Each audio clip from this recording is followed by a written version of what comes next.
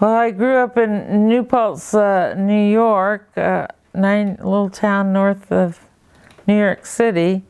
And my father was a teacher at New Paltz State Teachers College, an assistant professor. And assistant professors at state colleges do not make a lot of money, and had 4 children. So money was very tight. I had a lot of pleasant memories from my childhood, but some of my unpleasant memories are my mother and father fighting about money all the time. But anyway, they were very frugal, and they knew how to pinch a penny. One thing that comes to mind as far as money and more a pleasant memory was that when my older sister Jane graduated from New Paltz High School in 1963, or I think it was 63. People often give presents, when you graduate, some big presents, some expensive, and then there was our family. Her graduation present was the whole family, all 6 of us, went down to, in New Paltz, this little town, there was one soft ice cream place. The whole family went down there, and for the first time ever, we were all allowed that time, special occasion, to get a dipped cone, vanilla ice cream dipped in chocolate or whatever, and that was 10 cents each. And that was my sister's. Now I don't think she felt sorry for herself. My sister was such a smart person. She'd won a war. She was the salutatorian. I have a feeling she didn't feel sorry for herself that she got an ice cream cone. But 3 years later, when I graduated from high school in Fairfield, Iowa, my parents' fortunes had changed. My father got another job in Parsons College in Fairfield, Iowa, which paid considerably more. So our fortune, literally overnight, our fortune has changed. So by the time I graduated in 1967, my present at the high school graduation was much more than an ice cream cone. And I still remember Mom and Dad gave me a Timex watch. I think it was Timex, sort of a popular brand. And if I recall correctly, it cost $12. And so that would be like, 75 or 100 now. So that's a good story about how the family's fortunes had changed just in a relatively short period of time.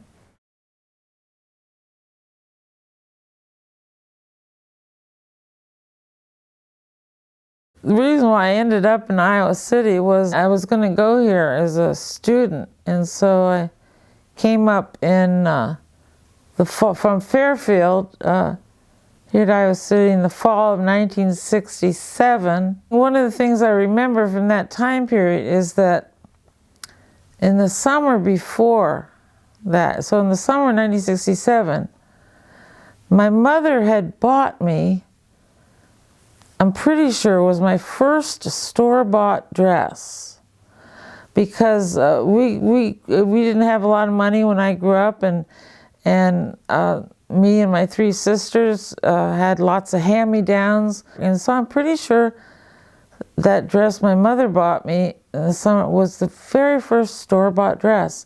And it was a special dress that was popular at the time. It was called a shift, and it was sort of straight, didn't have a big frilly skirt, and it had a belt, and it was sleeveless. It was made out of a knit fabric. The color was sort of aqua.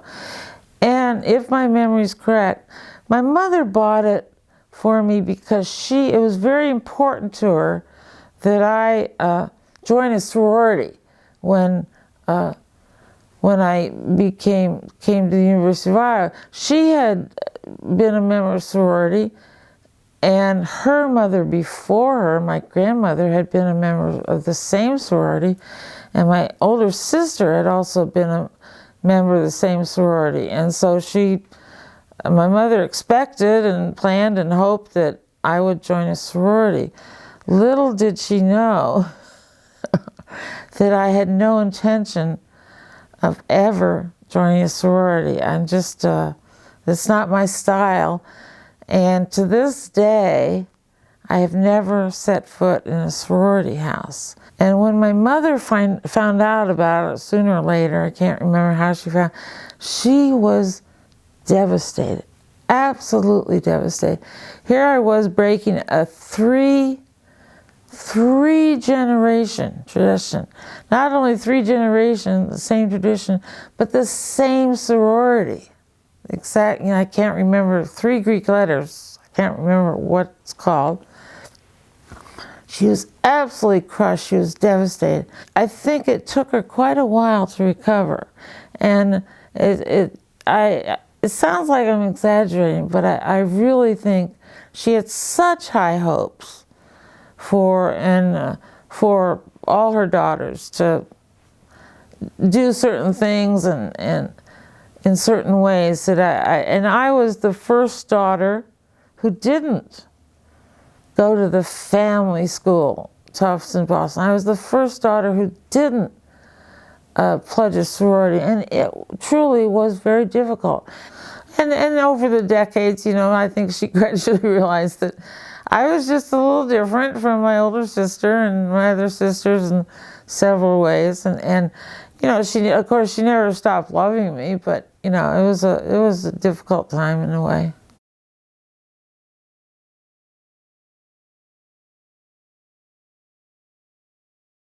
My friend Dave Snyder also ended up resisting the draft in his own very unique, flamboyant way. He'd gotten a draft notice, but he got exempted from the draft simply by being himself and going into the draft board exactly as himself. And he was so flamboyant and so unusual and so out of the mainstream that at that time anyway, the Army was more than happy to let him go and not pursue him anymore. And then another friend of mine back then in the early 70s in Iowa City, Daryl Hanslick, also was against the Vietnam War and also had been drafted. There was nothing flamboyant about him. There was nothing that would have really legally kept him from being drafted, as I recall. I think he was a college student at the time.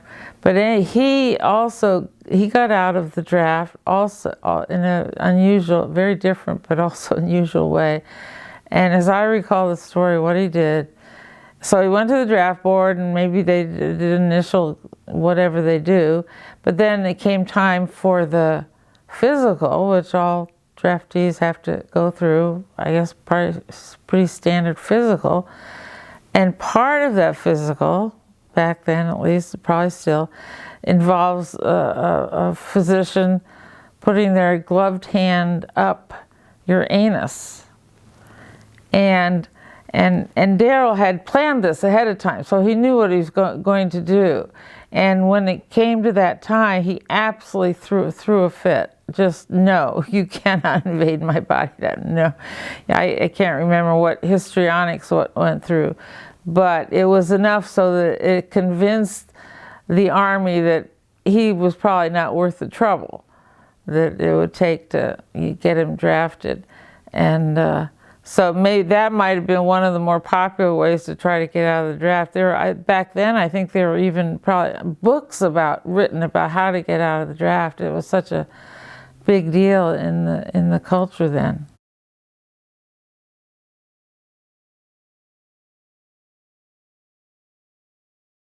I ended up attending what turned out to be the largest anti-Vietnam War protest in the country. This was in Washington, D.C., and I think it was in the spring of 1971, I'm pretty sure. So I hitchhiked from Iowa City with my good friend Dave Snyder. Unfortunately, I don't remember much about it. I remember much more about the hitchhiking. As we were hitchhiking through Gary, Indiana, on the way to East Gary, Indiana, it was snowing.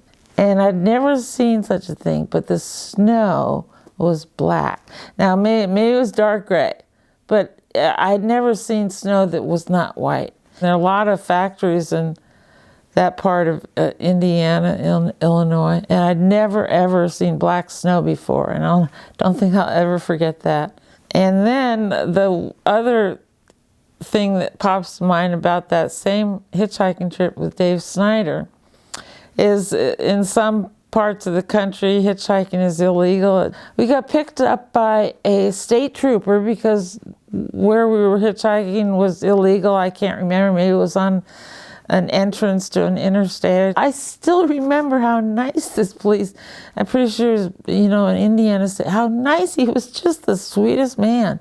And took us to and I think it was like a state trooper. It wasn't like a police office in the middle of a city. I think it was more of a like state trooper's office. One thing he or they had us do was empty out our belongings. So I think we probably each had a backpack. And I remember we had to empty out all the contents onto a big table in this big room.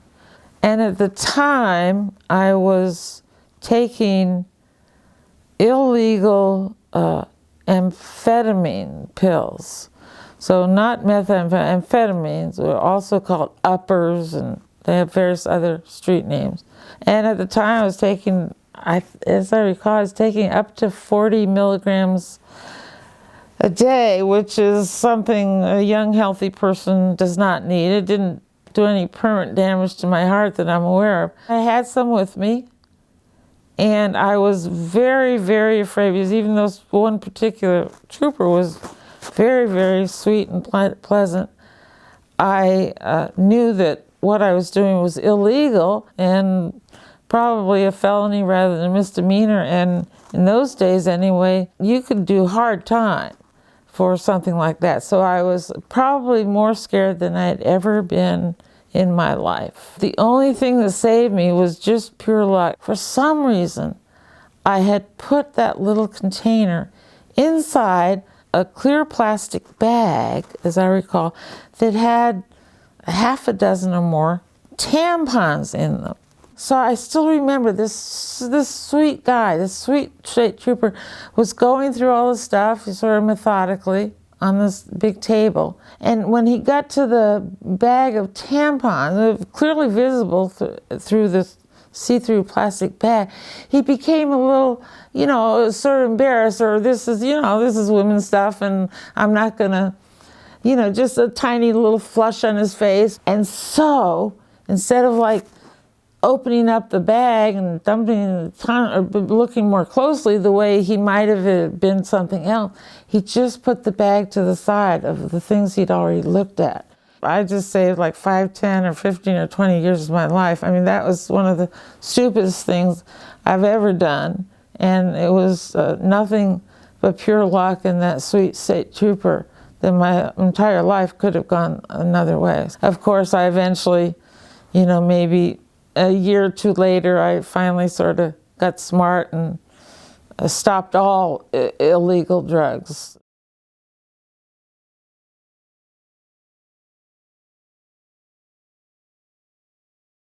I lived at 424 East Jefferson Street here in Iowa City. The house still is there, and I lived there for a couple of years, and it was an unusual place. It was what some people might have referred to as a hippie apartment. So it was a very sort of informal, loose, who was actually living there at any given time would often change. I remember for a while we had Roland the Mooch. His nickname was the Mooch because that's what he did. He mooched. He mooched cigarettes, he mooched food. But and then another interesting thing about that particular apartment, which was only had 2 bedrooms, living room, and kitchen, was it was also known as sort of not a youth hostel, but if young people were, for example, hitchhiking through Iowa City, and they might go to Wesley House, the Methodist Student Center, or where maybe the youth hostel was full or something. On occasion, if my memory's correct, whoever was over there, the people who ran that place would send one or two young folks to stay at our place at 424. So occasionally we would have very transient guests who had been referred to this apartment, even though we were not officially a youth hostel or anything at all. We were completely unofficial. But it was not only unusual in who was there, but also in the colors the rooms were painted. One of the bedrooms was like orange and black. And then I think the living room was maybe purple. And I remember there was one light fixture in the middle of the living room ceiling, and it had one red light bulb and one blue light bulb. So it's just a very atmospheric place to live. And the kitchen was probably the ugliest chartreuse I had ever seen. But I used to smoke cigarettes back then, and most of my friends did. And John's Grocery, John Alberhaski's grocery, which was known colloquially as Dirty John's Grocery, don't ask me why, was only a half a block away. It was in the backyard, and then down the alley, and then over to Market Street. And I remember distinctly that a pack of cigarettes then, which was 20 cigarettes, was 35 cents, which of course nowadays it's 10 or 20 times that much. And when we ran out of cigarettes, we just walked down the back alley to Dirty John's and get a pack of cigarettes for 35 cents. But we had a lot of good time. Keith Bell would come over and cook huge pots of chili for everybody. I still have that pot it's in the garage. It's huge. Keith Bell was a great guy.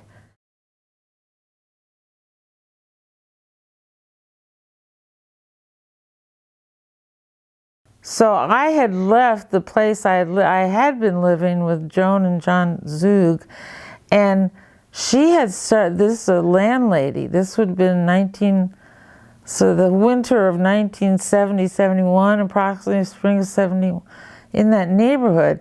And she had started to control my life, even though I was a tenant. She and her husband lived there, but she started just to, tell me when to come home, and just, I was 20, 21, or, she had no business. It was a little odd. I don't take to people telling me what to do. I think anybody knows me knows that. And and so eventually I just left because it was weird. And so I moved in with Kathy Muley, who at the time was living with my sister Lee. It was named back then was Sally. And so they were roommates, and so I moved in with them. They were very nice about it. And that summer, we got acquainted with a man when we'd go to bars. He was tall, strong, blonde, just a big beefcake kind of guy. We were never more than acquainted with him, but he was very friendly, and eventually he started, as I recall, coming over to our apartment on College Street. And, we'd sit around and talk or whatever. And at that time, some of my friends were smoking marijuana, some of them regularly. But for some reason, that summer, and I was never a regular marijuana smoker, I never took to it.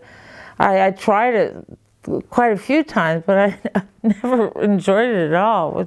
But anyway, so that particular summer in that apartment, at least the times when he was over, there was no marijuana.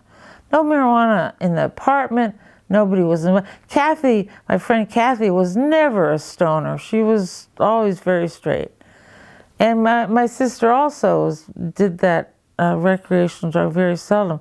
So anyway, what we found out later, at the end of that summer, was that this man who, sort of befriended us or became our acquaintance, was an undercover narcotics agent for, I believe it was the Iowa City Police, although it might have been the Iowa Drug Enforcement Bureau or some other type of law enforcement agency. He later became a regular not undercover policeman, and I would see him around in the regular Iowa City Police uniform for decades. I'm sure he's retired now, but he was, and we found out he had been in the car, and we all felt, even though he hadn't caught us in doing anything illegal, I remember feeling somewhat betrayed just by the thought, that he had been pretending to be what he wasn't. And ingratiate, that's the word. He had been ingratiating himself with us, in retrospect, hoping that somebody might pull out some weed and then he could make a bust and make his quota for the month or whatever. So I call that the summer of the narc. I still even I did a little sketch of him that I ran across recently that I still have. Just, it's nothing, it's no Rembrandt or Rubens or any great artist, but it still looks like. And of course he had a beard, which, but he had short hair. And that was odd because nobody I knew did not have long hair. And I think afterwards, we got to thinking, or talking to other people, that he may have just started his undercover work, that he hadn't perhaps had time to grow out his hair, and so that should have been, a warning sign to us. But anyway, the summer of the narc, 1971.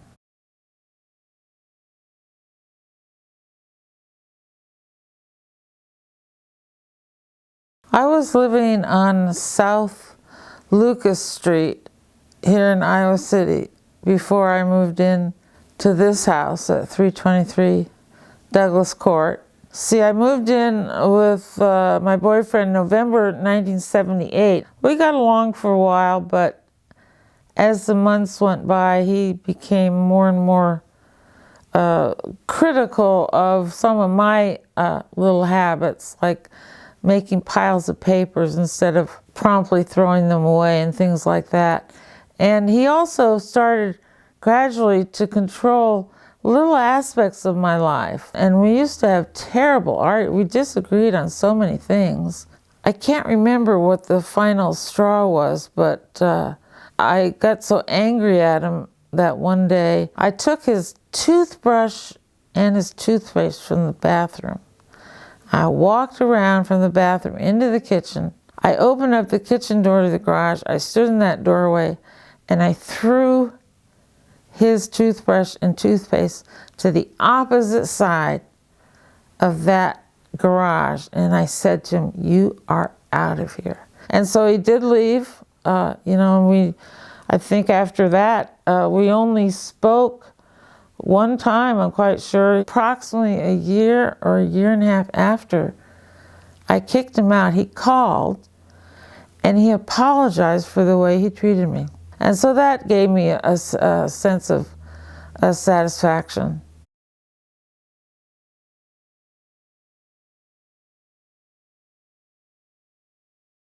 The reason why I bought this place was that, see, I moved in with my boyfriend, and then approximately 1 year later, maybe exactly 1 year later, I asked him to leave. And then a few months after that, it happened that the landlord informed me that he and his co-owners were planning to sell this house. And I didn't want to move. I just, I think I was happy here and I had a job, etc. And there was no reason to move that I could think of. And so I immediately told him that I wanted dibs on it, so to speak. And at some point I gave him what's called earnest money, just to let him know that I was serious about wanting to buy it. And luckily, my grandparents, when they died, my maternal grandparents, Jane Rextro Malsby and William Shipman Malsby, had left me some money when they died. I think they'd left me approximately $20,000, and I'd spent about $2,000 to buy my Steinway upright piano, because piano playing was such a big part of my life back then. So I had about $17,000 left, and I used that money as a down payment on this house. So I'm very, very, very lucky to have such generous grandparents.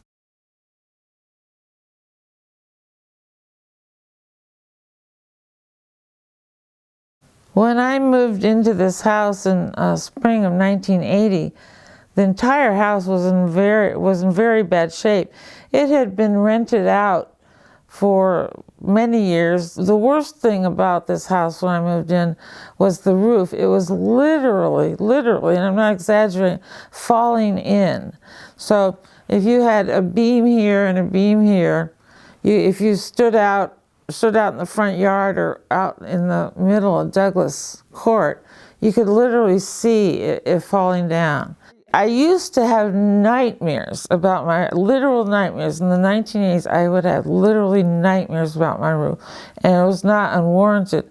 The roof was so rotten. If it was a heavy rainstorm, I would stand here, here in this living room, and I would watch the water, it was during a heavy rainstorm, come down the insides of the house in a sheet down by right where the drapes are. And so that was my challenge for the first 2 or 3 years of my living here. And then I saved money.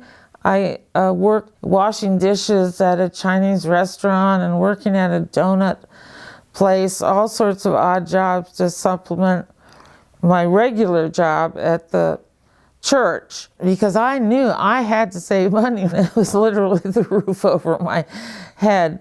So I worked very hard for 1 or 2 years, saved every penny, and finally had enough money. I asked my friend Jean Parker if she would be willing to do it, and she was. I was very grateful to her because she's somebody I admire greatly. She's a woman of many talents, and she assembled her roofing crew, all lesbians to the best of my knowledge, and it was, of course, a hot summer, like all hot summers in Iowa. This was probably the summer of 1981, perhaps.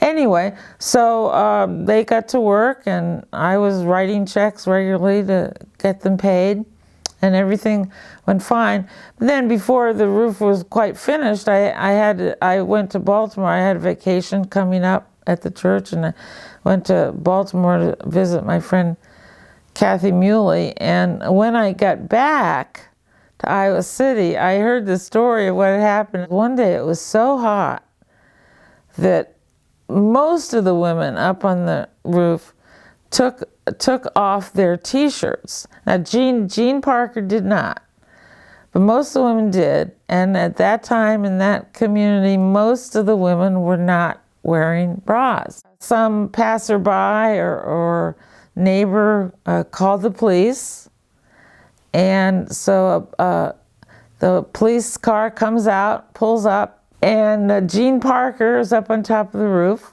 sees the police and wants to talk to her. So she climbs down the ladder to talk to the police. The policeman calls into the dispatcher and has the dispatcher read over the intercom or police radio the applicable municipal code or ordinance against that kind of nudity. The policeman was very professional, very polite. You know, everything about it was completely done properly. And my friend Jean Parker also is very professional, has excellent judgment. I'm sure she handled herself very well. And so the end of the story is simply that the women did put their t-shirts back on, and so that was the end of that story. But it was unusual. Not everybody has a lesbian roofing crew story they can tell.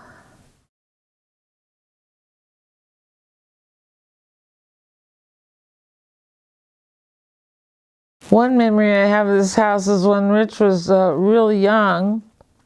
He was probably only maybe 1.5 years or 2, and we were standing.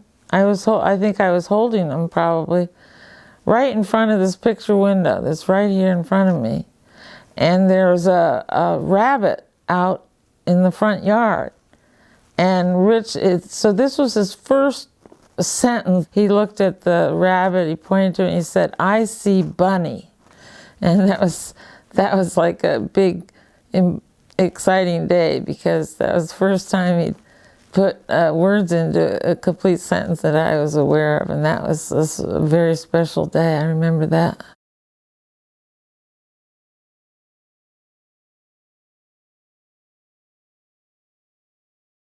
I do have several trees on the property. When my son was very young, there was a lovely old apple tree in the backyard. And I have some lovely pictures of one of his early birthday parties where he and 3 or 4 of his friends who attended the party have climbed the apple tree. And so there was a lot of fun there. There weren't any other really good climbing trees in the back, but in the front yard, there were 2 fairly good climbing trees. One was, I can't remember the name of it, it was long gone. The other one is still here in front of the front porch, and that's a mulberry tree, and that was a pretty good climbing tree. And I have another photograph of my son halfway up one of those trees in the winter. He was all bundled up, but he climbing the tree anyway. My son loved to climb trees so much. I just think that's an important part of childhood. Of course, kids who grow up in the city turn out just fine without climbing trees, but my son really enjoyed it. He was a good climber. I don't think I was ever really afraid for him to speak of, because he had such good fine and gross motor skills, and was always very cautious while still taking risks. So he was, as far as I was concerned, he was about the best kind of climber you could get.